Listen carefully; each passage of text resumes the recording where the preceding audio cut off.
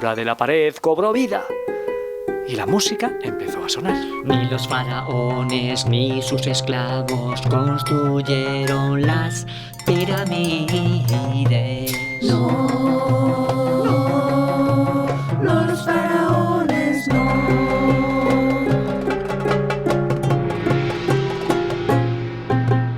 Ni los ingleses, ni los gallegos, ni mucho menos los extraterrestres. No, los extraterrestres no.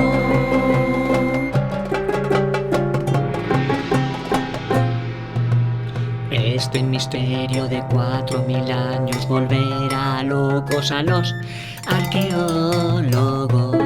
Locos.